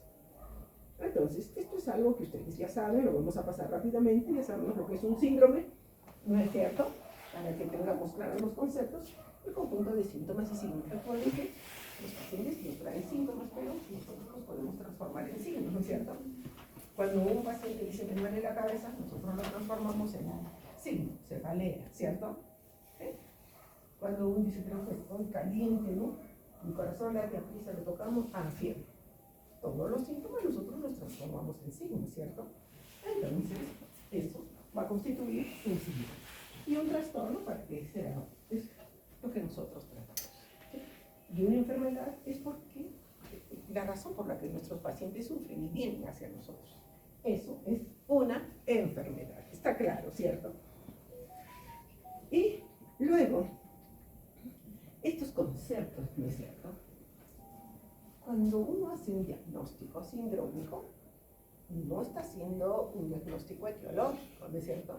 Cuando uno va a la emergencia y el paciente tiene fiebre, síndrome febril, porque la fiebre puede ser, ¿no? Porque tiene un proceso respiratorio, un proceso del aparato genitourinario, del aparato digestivo, ¿cierto? Hay un síndrome febril. Y si tiene un paciente que convulsiona, yo pongo síndrome convulsivo. No sé si es una epilepsia, no sé si tiene un tumor cerebral, no sé si es una intoxicación por drogas, ¿cierto? Cuando yo tenga la causa, voy a hacer un diagnóstico etiológico, ¿cierto? Entonces, si yo tengo un paciente psicótico con todos los síntomas, ¿no? Ideas delirantes, con alucinaciones y estar fuera de la realidad, yo digo síndrome psicótico. Pero si yo tengo a una mujer que acaba de dar a luz, está en los 14 días, ¿no? En el marco de los 14 días del puerperio inmediato y se psicotiza, yo voy a decir psicosis reactiva breve, ¿sí? En el puerperio, ¿cierto? Tengo la etiología. Si yo tengo un paciente que ha consumido marihuana y se psicotiza, me puede decir, hay un cuadro orgánico producido, una psicosis orgánica producida por la marihuana, ¿cierto? Eso es lo que tenemos que saber. Entonces, Y aquí está un poco para que sepamos lo que es enfermedad y lo que es trastorno mental, que lo vamos a ver mucho mejor en cómo nos los define y describe la CIE-10, ¿no es cierto? Y el DSM-5. Ustedes saben que el país más poderoso del mundo, que rige la política y la economía del mundo, es Estados Unidos. Igual ocurre para el conocimiento, igual ocurre para las ciencias. Por eso es que, si bien la Organización Mundial de la Salud ha sacado su clasificación, ¿no?, la CIE 11 en este momento, pero en el país seguimos manejando la CIE 10, Clasificación Internacional de las Enfermedades, donde están codificadas todas las enfermedades de todas las especialidades, ¿sí?, incluidas obviamente las enfermedades psiquiátricas. Pero Estados Unidos ha generado su DSM, que ha ido trasladándose con el desarrollo de nuevas exigencias. Desde el DSM 1, 2, 3 en este momento está el DSM 5. Es una clasificación que la Sociedad de Psiquiatría Americana es la que ha creado. Entonces, tenemos dos clasificaciones de psiquiatría, una de la APA, de la Asociación Psiquiátrica Americana, y la otra de la CIE-10, que es de la Organización Mundial de la Salud. Entonces, recordemos que las enfermedades varían de acuerdo al contexto social y cultural. Igual, la normalidad y la anormalidad, ¿no es cierto?, son conceptos que tienen un componente cultural y un componente social sumamente importante. Entonces, fíjense, la CIE-10 de la Organización Mundial de la Salud nos dice, cuando habla de un trastorno, un comportamiento o un grupo de síntomas identificables en la práctica clínica que en la mayoría de los casos se acompañan de malestar o interfieren con la actividad del individuo. Eso es lo que nos dice la CIE-10. ¿Y qué es lo que nos dice el DSM-5, ¿no?, de la Asociación Americana de Psiquiatría? Es un síndrome caracterizado por perturbaciones clínicamente significativas. ¿En qué? El pensamiento. ¿Cómo pensamos? En la regulación emocional, mis emociones y nuestras conductas, que eso es producto de nuestro cerebro, ¿no es cierto? Entonces, el DSM-5 nos dice alteraciones en la cognición, en las emociones, en la conducta de un individuo, que reflejan la disfunción en procesos psicológicos, biológicos y del desarrollo. ¿Qué trastornos del desarrollo conocemos? Todos los TEA, ¿no es cierto? Trastornos del espectro autista, los TDAH, ¿cierto? Las discapacidades intelectuales, ¿cierto? Entonces, que subyacen al funcionamiento mental. Usualmente van asociados a un distrés o discapacidad de nivel significativo en importantes áreas sociales, ocupacionales, familiares u otros. Y sus alteraciones provocan desajuste social, ¿sí?, sufrimiento personal y social y desajustes a lo largo del tiempo. Entonces, los componentes de trastorno mental son importantes que los identifiquemos. ¿Por qué? Porque si tenemos a María que hace un diagnóstico, pensemos en una esquizofrenia. María, previo a este cuadro psicótico brillante, la primera luna, bañada, limpia, contenta, feliz, pasa por este proceso psicótico y cualitativamente esta María es totalmente diferente post-trastorno. Desalineada, sucia, desatenta, ¿no?, con comportamientos sociales que probablemente jamás los hubiera tenido.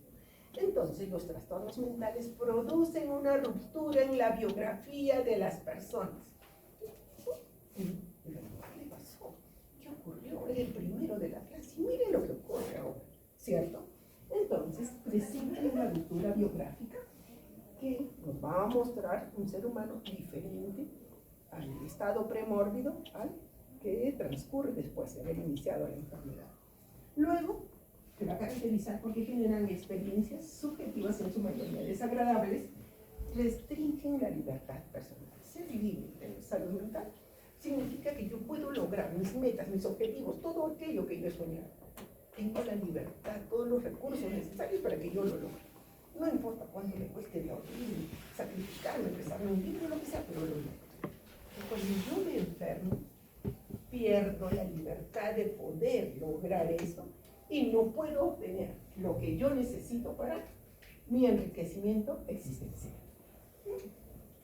Los trastornos mentales igual son un conjunto organizado de síntomas y signos que los vamos a denominar síndromes y que van a configurar diagnósticos precisos, ¿no es cierto? Síndrome psicótico, síndrome depresivo, síndrome ansioso, síndrome somatomorfo, disociativo, tienen un curso y pronóstico predecible, sabemos cuál es el pronóstico de cada una de las enfermedades y sensibles, tanto a tratamientos biológicos como terapéuticos y rehabilitadores.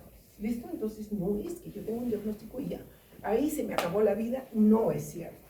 Siempre hay muchas cosas que se pueden hacer. Y entonces, lo otro que tenemos que saber es que las enfermedades van a ir por formas evolutivas diferentes. Hay trastornos que se producen en fases, como los trastornos afectivos bipolares. Han visto seguramente en la práctica pacientes que pasan por fases, periodos de depresión. De pronto pueden pasar por periodos hipomaníacos o maníacos, ¿no es cierto? Trastornos afectivos bipolares en fases. O los trastornos de pánico. Hicieron una crisis de angustia con taquicardia, con pantalla y de todo. Hacen su tratamiento, pasa el tiempo, pero pueden volverse a presentar otra vez. Otra fase de los trastornos de pánico. Y luego están los brotes. La esquizofrenia, que es el trastorno mental más grave que vamos a tener que tratar, se presenta por brotes. Una recaída, otra recaída, ¿no? Brotes de esquizofrenia con periodos que pueden ser totalmente libres de síntomas o con persistencia de algunos síntomas, ¿no es cierto?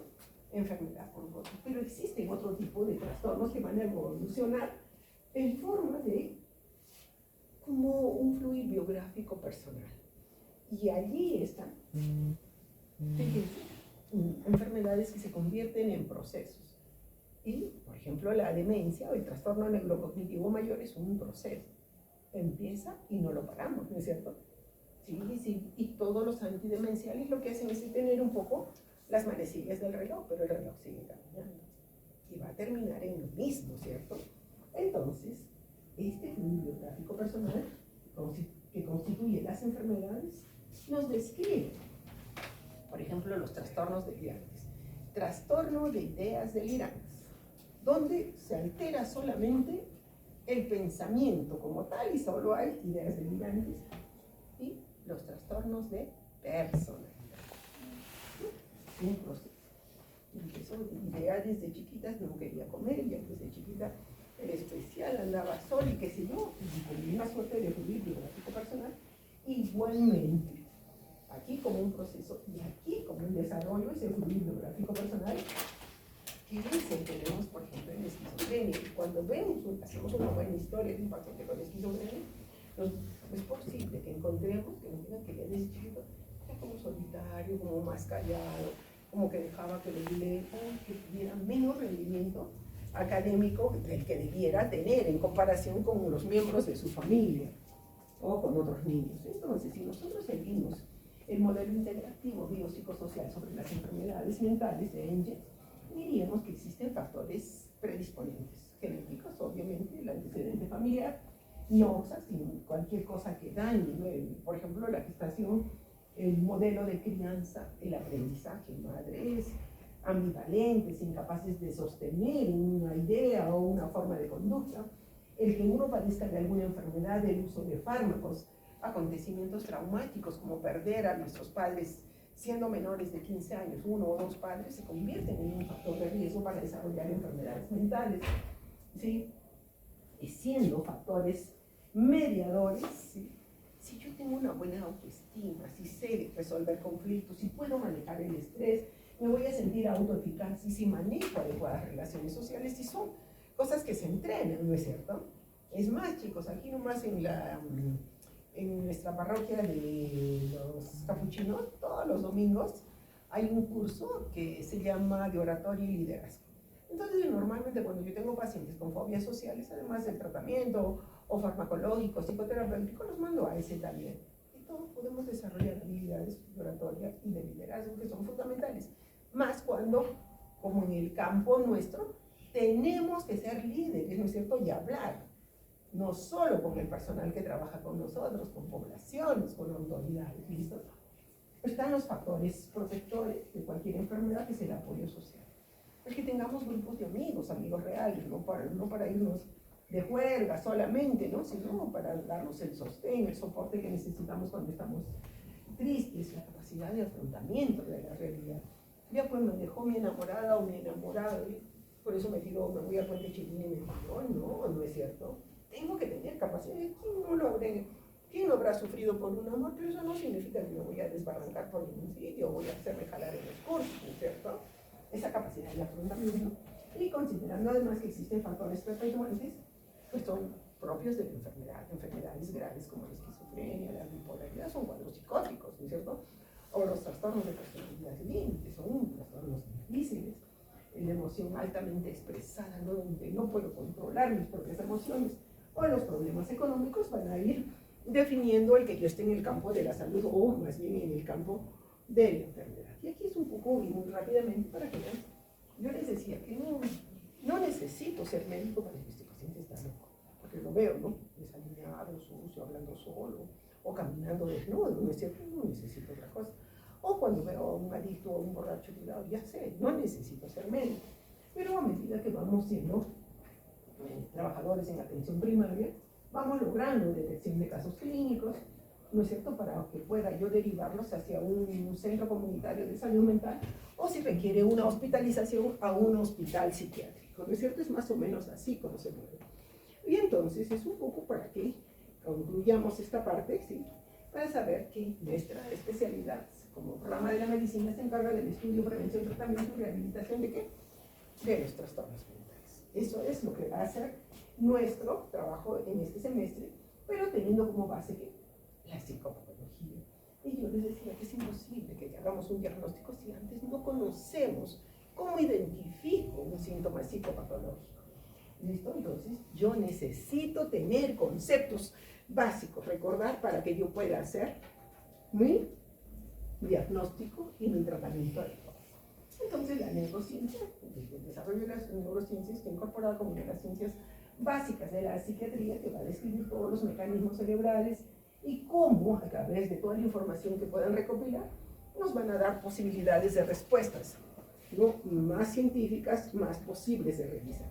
Entonces, un poco para que ustedes recuerden su anatomía, ¿por qué está constituido nuestro sistema nervioso central? Por nuestro encéfalo y la mente, ¿cierto? Y nuestro encéfalo es responsable ¿de qué?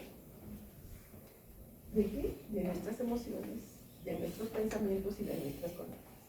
Y todo lo que ocurre en nuestro cerebro, como todo lo que ocurre en nuestro cuerpo, está relacionado ¿a qué? A la actividad química y a la actividad eléctrica. Por tanto, nuestros tratamientos van a ir destinados a ver y evaluar esas áreas, ¿cierto? Entonces aquí es un poco para que ustedes recuerden cómo la psicopatología es la base sobre la cual la psiquiatría trabaja. La psicopatología trabaja sobre los síntomas y la psiquiatría sobre el hombre enfermo, ese que padece todos estos síntomas psicopatológicos que hemos revisado en el semestre que nos correspondía, ¿no es cierto? En psicopatología no hacemos tratamiento, pero con psiquiatría, una vez que hemos hecho el diagnóstico, implementamos tratamientos. Entonces, y aquí también es un poco el resumen de lo que necesitamos saber. La psiquiatría se vale de la patología médica general, buscando un ente morboso físico. También del conocimiento neurológico, fíjense, porque ¿qué hace neurología? Se ocupa de la patología de la vida, pero en relación a lo que es instrumental, ¿no es cierto? Por eso les decía, es un poco como que eso que estudia la psiquiatría es como el software y todo lo demás fuera nuestro hardware, ¿no es cierto? ¿Por qué? Por ejemplo, la neurología establece relaciones mecánicas sujetas. Y luego está la psicología, que es la que nos va a permitir el estudio de cómo se ha ido desarrollando nuestra forma, el desarrollo estructural de nuestra propia personalidad, y la sociología, porque nos movemos en un mundo social donde el movimiento social para uno u otro lado va a determinar nuestra salud o nuestra enfermedad. Entonces vamos a darnos cuenta que existen modelos para que nosotros podamos apreciar. Si seguimos el modelo médico, ¿qué pasa cuando tratamos de seguir el modelo médico para la enfermedad mental? Primero, los síntomas son subjetivos, ¿no es cierto? Y los pacientes nos están manifestando sus síntomas, pero hay poca, a veces, y muchos, hay poca o limitada capacidad de comunicar sus propios síntomas. Y muchos de nuestros pacientes no tienen introspección. No se dan cuenta cuando uno se emborracha todas las semanas y piensa que eso es lo normal. ¿Tiene introspección para decir que tiene un problema? No. Si yo ya tengo 40, 35 kilos de peso y sigo diciendo que estoy gorda, ¿tengo introspección? No, ¿no es cierto? Entonces hay síntomas subjetivos que nos limitan para hacer el diagnóstico de la enfermedad mental por estos motivos. Y si buscamos signos, no existen síntomas, exámenes auxiliares que nos demuestren, ¿no es cierto? Como en los procesos infecciosos, aquí hay tal cosa, hay desviación izquierda, no lo hay, ¿cierto? Entonces, en vez de utilizar el modelo médico, nosotros tendríamos que utilizar el modelo biopsicosocial, ¿cierto? Entonces, ¿qué significa cuando utilizamos, ¿no es cierto?, el modelo médico? Nosotros vamos a buscar, ¿se acuerdan de la tríada? La gente, el huésped y el medio ambiente. Así es como nos han enseñado, ¿no es cierto?, cómo se producen las enfermedades. El agente biológico puede ser genético, infecciones, tumores, que se desarrollan en un huésped, que puede ser el ser humano o animal, que se va a expresar en síntomas y signos que nos permiten hacer un diagnóstico, un tratamiento y seguramente generar un pronóstico. Pero ¿qué pasa cuando hablamos de los cuadros psiquiátricos, ¿no es cierto?, de un trastorno? Entonces, la patología psiquiátrica es un trastorno genético. Entonces existe un solo gen que puede producir una enfermedad y nos vamos a dar cuenta que, como en todos los cuadros, y más que en ninguno de los otros cuadros, la etiología es multifactorial. Y si es genética, es poligenética, y si hay influencia del ambiente, es epigenético, es poliambiental también, de tal manera que en esta interacción del gen, de la genética y el medio ambiente, nosotros podemos desarrollar predisposiciones. Les había dicho que si yo tengo un padre adicto o una madre adicta, puede que yo no heredo directamente la adicción, pero heredo la vulnerabilidad a ser adicto. Y si para otros hacer la adicción lleva esta media cuadra, para mí probablemente me lleve un par de pasos y me hago adicto. ¿Listo? Entonces, va a haber una predisposición que puede afectar si ya viene desde mi genética y todo el impacto que pueda tener el medio ambiente, va a afectar mi neurodesarrollo produciendo de antemano un trastorno psiquiátrico. Entonces, aquí es un poco para que ustedes vean cómo, fíjense, el riesgo relativo y las heredabilidades que se pueden estimar en diferentes trastornos psiquiátricos. Y miren, la prevalencia de pariente en primer grado y la prevalencia versus la prevalencia en la población general. De cuánto hay de impacto de la genética y cuánto, ¿no es cierto?, para diferenciarlo de lo que ocurre en la población general. Y vamos a encontrar cómo la heredabilidad de la esquizofrenia, del trastorno bipolar, ¿no es cierto?, es alta en comparación con el resto de las otras enfermedades. Y aquí un poco para que veamos cómo se comienza, la psiquiatría comienza a preocuparse, y es a través de ella que comenzamos a ver. El modelo médico solo se ocupa de la dimensión biológica, el modelo centrado en la persona, solo en la dimensión psicológica, el modelo de interacción social, solo la dimensión social. Pero nosotros no vivimos aislados, ¿no es cierto? Somos una unidad, por tanto, ¿sí? Engel generó la teoría de los sistemas, ¿no? Y cómo somos un continuo jerárquico donde la persona, fíjense, la persona termina siendo representa el nivel más elevado de esta dimensión. Si partimos desde las partículas, desde los átomos, las organelas, las células, los tejidos, el sistema nervioso y la persona. Pero en su mundo social, la persona es el nivel más inferior de la dimensión social, porque por encima de ellos está ¿quién?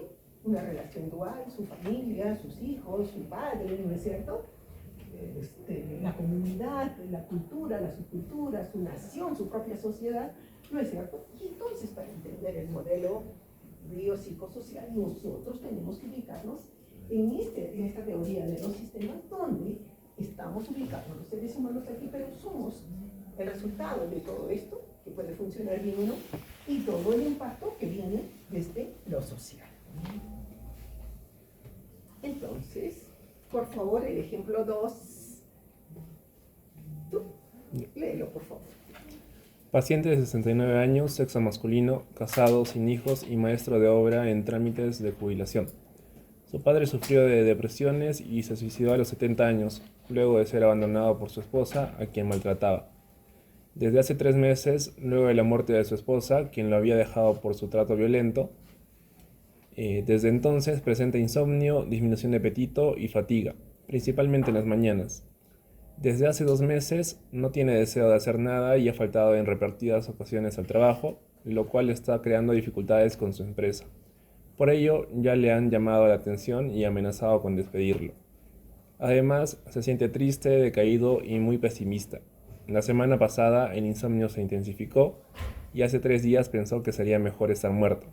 Ayer, al levantarse, consideró seriamente quitarse la vida.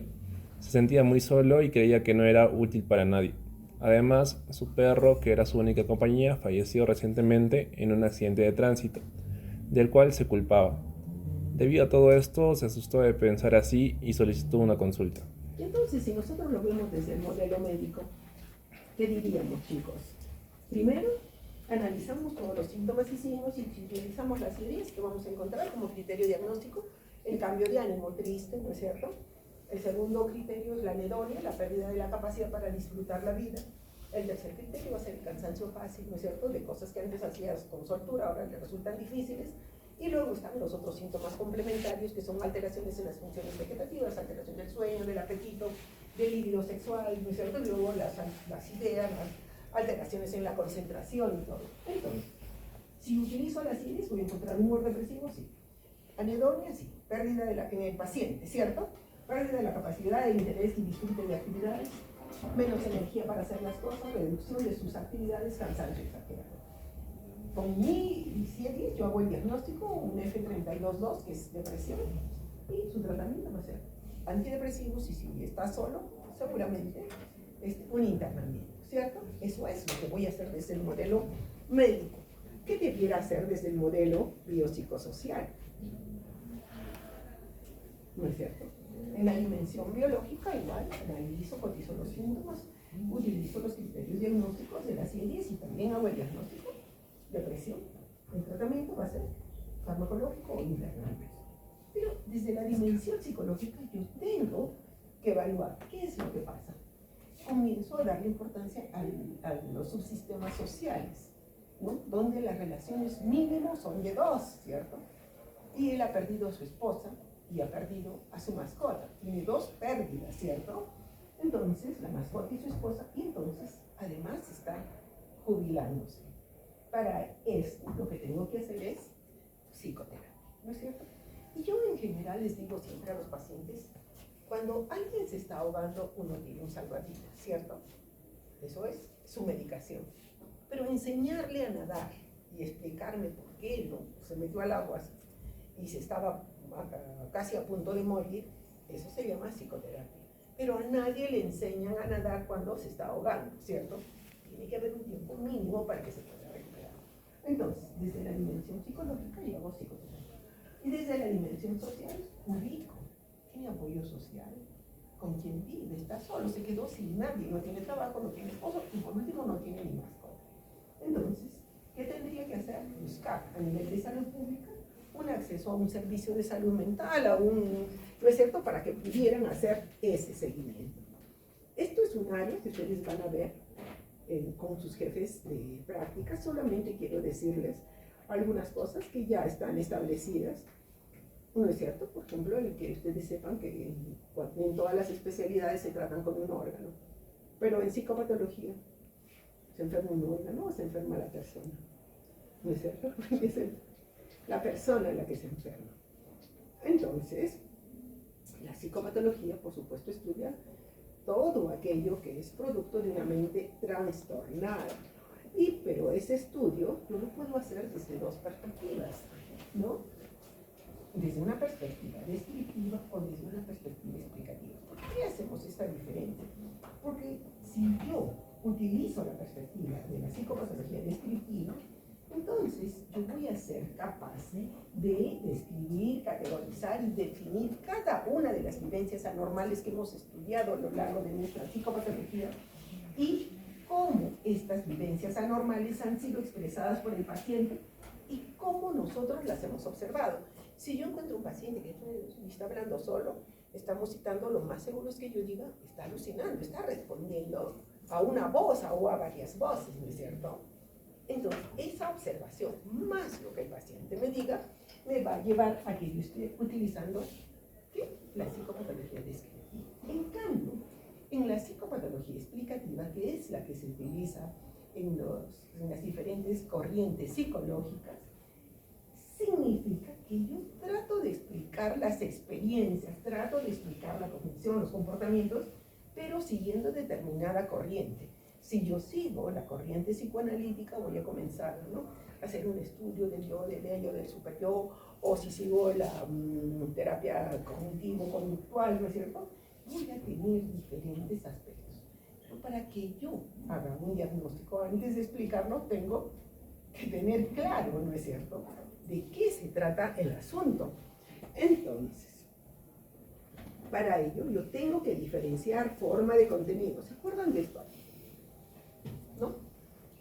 Entonces, psiquiatra, filósofo por excelencia, fue el que creó el método fenomenológico y el sentido y la definición de vivencia, describiéndola como nuestra conciencia se dirige a un objeto determinado, ¿cierto?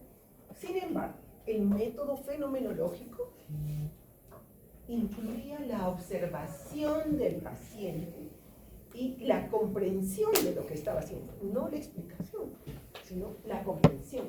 Y comenzó a diferenciar lo que es forma de contenido. Entonces, si nosotros partimos de la idea que una idea delirante es un trastorno del pensamiento, ¿sí?, cuyas características son creencias falsas, imposibles de que ocurran, sin embargo el paciente las defiende con una convicción absoluta y no tiene que ver ni siquiera con su inteligencia. Entonces, en ese sentido, yo evalúo a este grupo de personas y todos los que están aquí me dicen que su mamá los está envenenando y les está dando comida envenenada todos los días. Este grupo de aquí me dice, yo no sé qué pasa, pero el decano de la facultad y todos los miembros del consejo universitario me están persiguiendo. Los de aquí vienen y me dicen, todos los de aquí tenemos un tumor horrible, que los demás no se dan cuenta, pero es cáncer. Y de repente los de esta fila me dicen, ¿no ven cómo me ha crecido la nariz enormemente? Ninguna de las cosas es cierta, ¿cierto? ¿Qué cosa? ¿Qué las iguala? Las formas. La forma es que es una idea, una creencia falsa, una idea falsa, imposible de que sea cierta, que el paciente la sostiene, por más pruebas que las demos, ellos van a decir que sí. ¿Sí? ¿Qué las iguala? Los contenidos son diferentes, ¿cierto? Todo es diferente, pero la forma es la misma. En todos los casos yo voy a decir que ellos tienen una idea delirante. Aquí también una idea delirante, pero los contenidos son diferentes. Entonces nosotros teníamos que diferenciar lo que es forma de contenido y entenderlo, ¿no es cierto? Igualito ocurre si un paciente me dice, ¿no?, que escucha la voz de sus abuelos permanentemente llamándolos, o ellos me dicen que huelen, ¿no?, como que les hubieran puesto un perro muerto aquí y nosotros no olemos, o que los de este grupo me digan que están viendo aquí a Santa Teresita de Jesús. Todas son ¿qué? Alucinaciones. ¿Qué es lo que las hace diferentes? El contenido, pero en la forma que son alucinaciones. ¿Listo? Entonces tenemos que diferenciar eso. ¿Y qué es lo que hace la fenomenología? La evaluación empática de estas características que nos está manifestando el paciente, observando el comportamiento del paciente. En este ejemplo, esto es simplemente para que veamos cómo Jasper escribió su libro de psicopatología, donde rescata la importancia del método fenomenológico y donde la comprensión nos lleva a la observación objetiva, aterrizada de terminología precisa, con un entendimiento empático, ¿no?, y que podamos diferenciar la forma del contenido y también la diferenciación entre lo primario y lo secundario. Y entonces vamos a ver que lo primario ¿no? Seguimos en la forma y contenido. Es un poco para que diferenciemos todo. El contenido es la coloración de la experiencia subjetiva, pero las formas son las mismas, y eso es algo que tienen que saber para que puedan hacer diagnóstico. Pero cuando hablamos de lo primario y secundario, en este ejemplo, miren que es más o menos el que les puse yo, ¿no? ¿Qué pasa? A ver, tú, léeme esta parte. Si un paciente delirante dice que hay un complot en su contra y que la CIA me está espiando, mientras que otro paciente delirante dice mi empleador está conspirando para matarme porque sé de sus actividades ilegales, ambos pacientes tienen un delirio, forma, persecutorio, contenido y son psicóticos. Su contenido varía, pero no cambia nada sobre su diagnóstico, tratamiento y pronóstico. Claro, ¿sí? Entonces, fíjense, el contenido del delirio de un paciente también es menos importante, ¿no es cierto? Me importa la forma, porque puede decir que es Napoleón, o puede decir que es Jesucristo, o me puede decir que levanta la mano y cura a todos, ¿no es cierto? Sigue siendo una idea delirante, ¿cierto? Cambian, los contenidos son el que quiera, la forma es la misma. Eso es. Y luego, para diferenciar lo primario de lo secundario, ¿sí? Igual como en las otras enfermedades, una enfermedad primaria no tiene una explicación, apareció, ¿cierto? Es igualmente aquí. Si de repente el paciente está aquí, ojalá nunca va a ocurrir, ¿no? Pero el paciente estuviera aquí y nos dice, oh, miren esa luz, inmediatamente a partir de esta luz, yo he entendido que Dios me ha dado un poder y soy el profeta, ¿no?, que viene a salvar a la humanidad. No hubo nada, ningún antecedente, y de pronto aparece la idea delirante. A eso le llamamos, ¿qué? Delirio primario, inmediato y definitivo. No hay más explicación. Pero si hay un paciente intoxicado por cualquier tipo de drogas, en este ejemplo, intoxicado por cocaína, y me dice que él es el mejor piloto de autos del mundo, es una idea delirante, porque eso no es cierto, ¿sí? Porque él va a defender con convicción absoluta, pero es un delirio secundario. Entonces, el delirio primario no hay forma de que podamos desmenuzarlo, y el delirio secundario casi siempre puede ser debido a alteraciones o del afecto o de la conciencia, de otras funciones que impactan de otras funciones mentales que afectan en el pensamiento del paciente, ¿cierto? Entonces, esto es para... ¿Ustedes tienen la clase inmediatamente conmigo o ya es otra sección? Otra sección. Entonces, a lo mejor convendría que todos hiciéramos en el mismo día, terminamos en un día todo, ¿no es cierto? Y así, pónganse de acuerdo, si no, esto lo terminamos. Entonces, fíjense, ¿qué hacemos con el método fenomenológico? Describimos las experiencias internas. Entonces, si el paciente me dice que ya no le interesa nada, que no se divierte con nada, que nada lo disfruta, y que esto no solamente lo experimenta él, por ejemplo, si es una abuelita con lo que le distraía jugar con sus nietos, sino que ahora tampoco le importa salir con sus amigas, no le importa arreglarse, no le importa nada. Entonces yo voy a proponer, yo no, la terminología fiable existe, y existe para que los médicos de todo el mundo, los psiquiatras de todo el mundo nos podamos entender, ¿no? Entonces yo le voy a decir, es un paciente que tiene el ánimo triste y anedonia, ya sé. Él mismo lo va a entender, y ustedes lo tienen que conocer porque igualito nos vamos a entender. Y ya para terminar, chicos, hemos dicho que la psicopatología descriptiva nos ayuda exactamente a que ustedes podamos hacer un diagnóstico. Ustedes han visto intensamente, han visto cómo es la tristeza, como familia, ¿cierto? Entonces, en la psicopatología descriptiva averiguamos pensamientos y acciones, no las explicamos, simplemente describimos su comportamiento. Y entonces, si está deprimido, ¿qué vamos a decir? Los hombros lánguidamente caídos, porque así caminan los deprimidos, ¿no es cierto? Los maníacos caminan así, y sacando pecho, los otros así.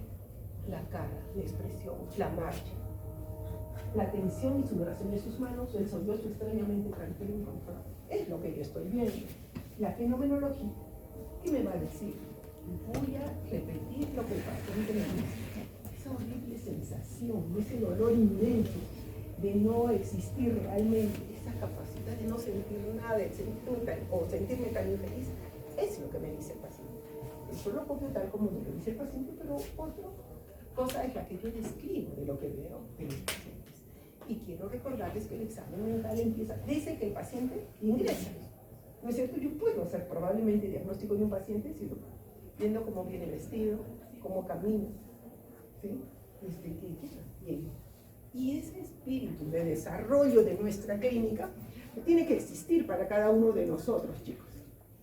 Entonces, hay signos, por ejemplo, el paciente deprimido y este signo de velador de la tristeza. La actitud de una paciente deprimida y la otra que conquista a mí. ¿Cómo puede ser? Las características en la apariencia y en la actitud me van dando diagnóstico, y eso es lo que yo les decía, que ya vienen con los síntomas y signos de nuestros pacientes, ¿no es cierto? Que es lo que van a hacer en su práctica esta semana, donde en una entrevista van a desarrollar historias clínicas, que en general ya son historias estructuradas, otras son semiestructuradas, que van a permitir que ustedes elaboren la anamnesis y que luego desarrollen una exploración psicopatológica a través del examen del estado mental.